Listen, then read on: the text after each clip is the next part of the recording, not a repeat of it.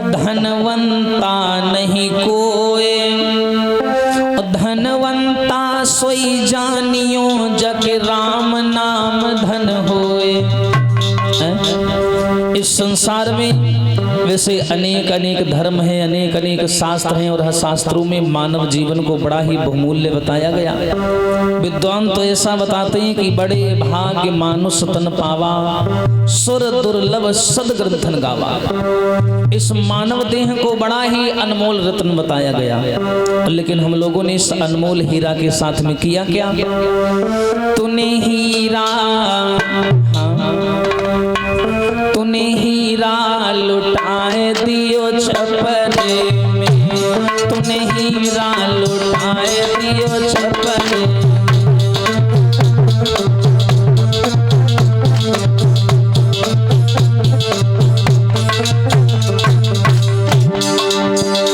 तूने हीरा, तूने हीरा लुटाए दियो छपरे, तूने हीरा लुटाए दियो छपरे।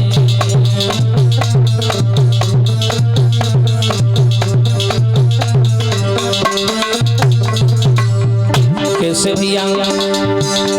अरे छपरे में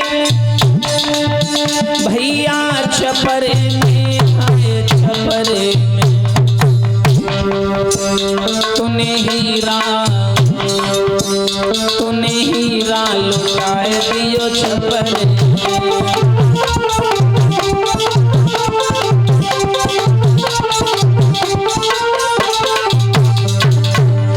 कैसे भैया? अब यहीं से समझ लो मानव देह को हीरा बोल दिया विद्वानों ने। हाँ, अन्य देवता तरसते हैं कि मुझे मानव योनि प्राप्त नहीं हुई। अच्छा, मानव योनि एक ऐसी योनि है जो स्वतंत्र योनि है। मानव जो चाहे वो खा सकता है, मानव जो चाहे वो पहन सकता है, मानव जहां चाहे वहां जा सकता है, क्योंकि स्वतंत्र है, किसी के अधीन नहीं है ये। हाँ, अरे पालापन हंसी खेल गवायो,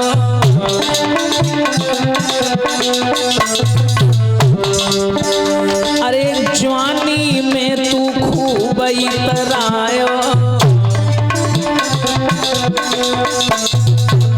लेकिन तो ये भूख लगी कैसी अफरे।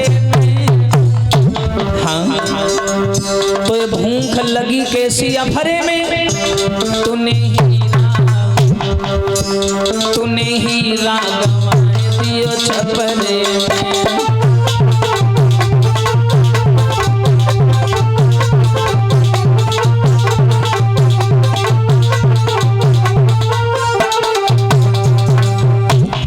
ऐसा है ये मानव देह समाज के लोगों, और इसी मानव देह से जुड़े हुए हैं हमारे धार्मिक ये कार्य, जो पाठ पूजा हवन हम सब लोग करते हैं। लेकिन एक चीज और ध्यान रखना, ये साप्ताहिक श्रीमद् भागवत कथा सुनने हैं तो हम सब लोग आए हैं। श्रीमद् भगवत गीता में भगवान कृष्ण कहते हैं 4 अगरबत्तियां लगा देना, पाठ पूजन हवन कर लेना, राह चलते हुए मार्ग में कहीं मंदिर मिल जाए सर झुका लेना, इससे मैं पूजा नहीं मानता। ये स्वयं कृष्ण का कहना है, मैं इससे पूजा नहीं मानता। घर में बैठी माता रोती है, बाहर की माता के ऊपर 56 भोग लगते हैं, तो क्या ये पूजा है? विचार करिए, समाज में कोई बूढ़ा बुजुर्ग जा रहा है, तुमने उसका सम्मान नहीं किया, तो क्या ये पूजा है? पूजा नहीं है। परमात्मा कहता है परहित सरिस धर्म नय भाई, पर पीड़ा सम नहीं अधिमाई। बिना कहे किसी की मदद कर देना, भूखे को भोजन खिला देना, गिरे हुए मुसाफिर को उठा लेना, इससे बड़ा कोई धर्म नहीं है। और जो मानव विपत्तियां आने के बाद भी सत्य और धर्म को नहीं त्यागता, परमात्मा कहता है ऐसे मनुष्य की ही मैं सबसे बड़ी पूजा मानता हूं। नहीं तो बहुत ऐसे संसार में हैं जो विपत्ति और मुसीबतों को देख करके धर्म और सत्य को छोड़ देते हैं। लेकिन विपत्तियां और मुसीबत ये मानव जीवन का एक हिस्सा है, इनसे कभी मानव को पीछे नहीं हटना चाहिए। इंसान शब्द देखो कितना छोटा है देखने में, लेकिन व्याख्या करो, किसी के काम जो आए तो उस उसे इंसान कहते हैं।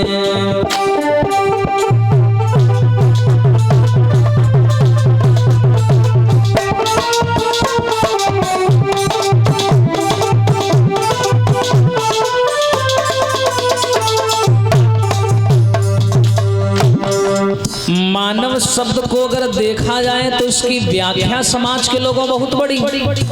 कहते हैं बोल सको तो मीठा बोलो, कटुक बोलना ना सीखो। और बता सको तो मार्ग बताओ, पथ भटकाना ना सीखो। लगा सको तो बाग लगाओ, आग लगाना ना सीखो। और जला सको तो दीप जलाओ, हृदय जलाना ना सीखो। यही है मानवता का मुख्य धर्म। परमात्मा तो कहता है कि मैंने सुंदर सा बगीचा बनाया था, बढ़िया बढ़िया फूल खिलाए थे, और लेकिन ये फूल आपस में लड़ने लगे, आपस में टकराने लगे। ये संसार के लोग इस भारत रूपी बगीचे को एक ही रंग से रंगना चाहते हैं, लेकिन इससे काम नहीं चलेगा। जब बगीचे में हर तरीका के फूल होते हैं तब बगीचा देखने में अच्छा लगता है। हम ये सोचते हैं कि सब हमारा सम्मान करें, लेकिन हम किसी का करना नहीं चाहते। तो सम्मान अगर चाहिए तो सम्मान देना भी सीखो। हाँ भैया, किसी के काम जो आवे और उसे इंसान कहते हैं, और पराया दर्द जो समझे उसे इंसान कहते हैं।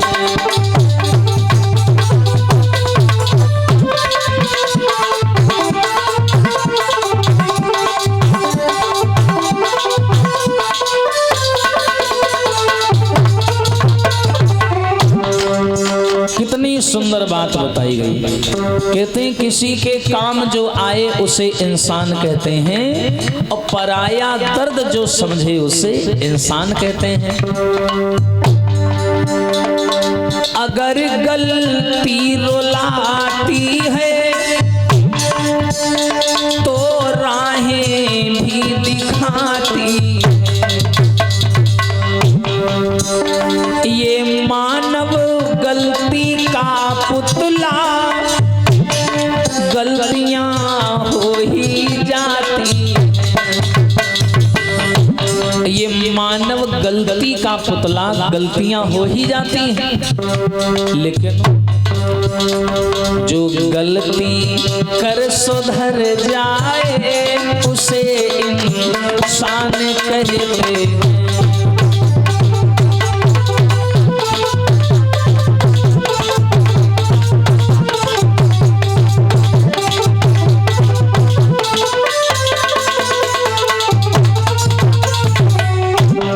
सुनिए भैया, जो गलती कर सुधर जाए उसे इंसान कहते हैं।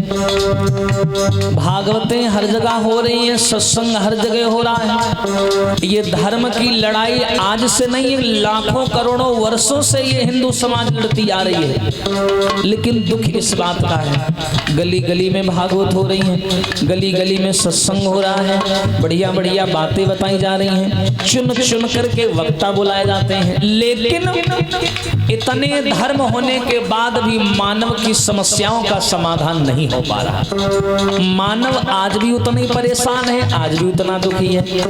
कारण क्या है कि हम लोग राम को मानते हैं लेकिन राम की नहीं मानते। हम लोग कृष्ण को मानते हैं लेकिन कृष्ण की नहीं मानते। कभी धनवान है इतना और कभी इंसान है निर्धन,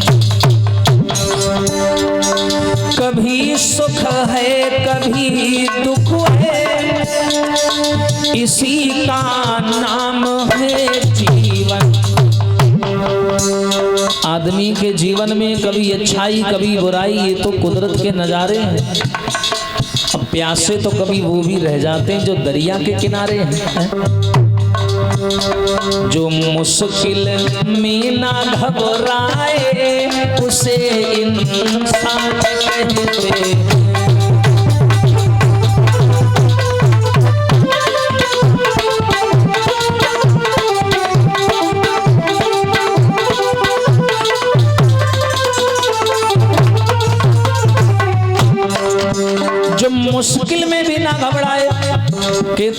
मानव की जिंदगी में अगर मुसीबतें नहीं आ रही हैं तो फिर जिंदगी जीने में आनंद भी नहीं आता। अब मंदिर में जाते हैं आप लोग, मूर्ति मिलती है, मूर्ति चाहे राम जी की हो, चाहे हनुमान जी की हो, चाहे भोले बाबा की हो, सारी दुनिया जाती है, सर झुकाती है, ठीक है। लेकिन मूर्ति है, आज उसका सम्मान है, लेकिन सम्मान पाने से पहले वो मूर्ति कहां से गुजरी ये कोई नहीं याद रखता। कहते हैं संसार में ऐसे ही कोई महान नहीं होता, हजारों छेनी हथौड़े की चोट खाता है एक पत्थर, ऐसे ही कोई पत्थर भगवान नहीं होता। हाँ, जब ये मूर्तियां बनी तो कितनी तकलीफ पाई, छेनी हथौड़ी चली, सब कुछ चला, तब जाके देखो आज पूजी जा रही है। लेकिन जो छेनी हथौड़ी चलाई गई, जो पत्थर से टुकड़े टूट के गिरे, उनको कोई नहीं पूछ रहा, उठा के फेंक दिए गए। जो जला, जिस पर ये जग हंसा, उसी ने इतिहास रचा। हाँ। जो मुश्किल में ना घबराए उसे इंसान कहते हैं।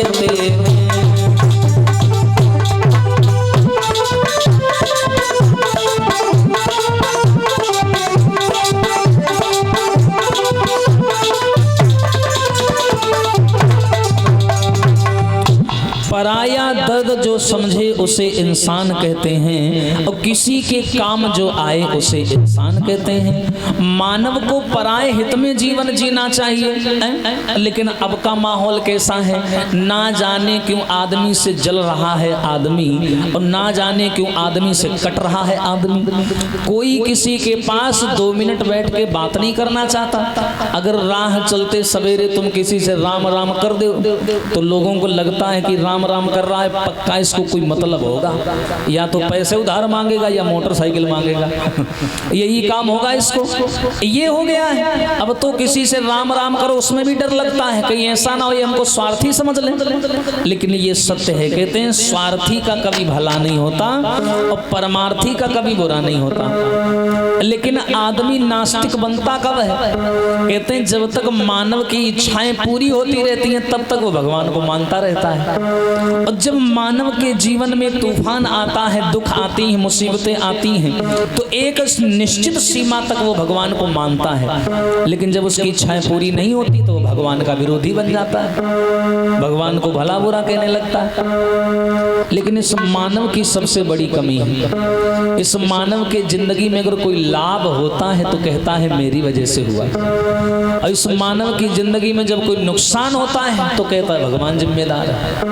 हाँ, यानी लाभ हो तो हम जिम्मेदार हैं और नुकसान हो जाए तो प्रभु जिम्मेदार है। हम लोग मंदिर में जाते हैं, जाकर के भगवान की पूजा करते हैं, दुनिया भर की चीजें मांगते हैं, ये दे दो वो दे दो, मांगने जाते हैं। और इतने लोग यहाँ बैठे, कभी कोई हमें बता दे मंदिर में जाके किसी ने ये कहा हो कि प्रभु तुम कैसे हो, किसी ने कहा नहीं कहा।